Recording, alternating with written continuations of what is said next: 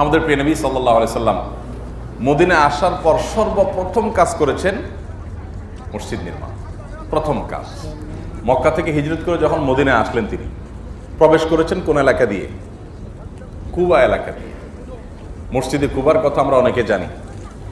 এই মসজিদে কুবা, যেটি কুবা এলাকাতে অবস্থিত, মসজিদে নববীর খুব কাছাকাছি, এই মসজিদে প্রিয় নবী সাল্লাল্লাহু আলাইহি ওয়াসাল্লাম এই এলাকাতে প্রবেশ করে এসে এই মসজিদটাকে প্রথম নির্মাণ করেছেন।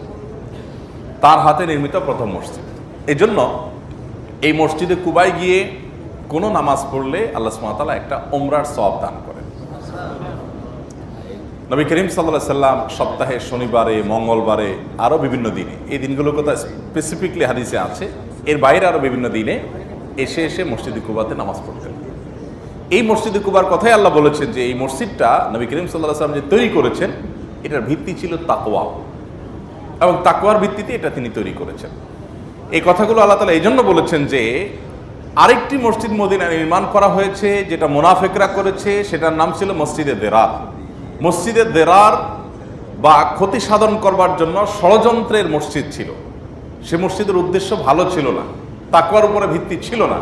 আল্লাহ সুবহানাহু ওয়া তাআলা ওইটাকে কম্পেয়ার করে দেখিয়েছেন যে মসজিদ হতে হলে এই কুবায় যেটা নবী করিম সাল্লাল্লাহু আলাইহি ওয়াসাল্লাম নিজের হাতে তৈরি করেছেন সেটা হতে হবে দুনিয়ার সমস্ত মসজিদগুলোর মডেল, আদর্শ, এবং ওর ভিত্তিতে তাকওয়ার ভিত্তিতে মসজিদ হতে হবে।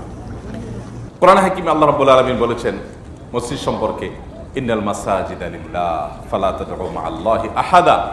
মসজিদ সব এগুলো আল্লাহ। মসজিদ সব কার? আল্লাহ।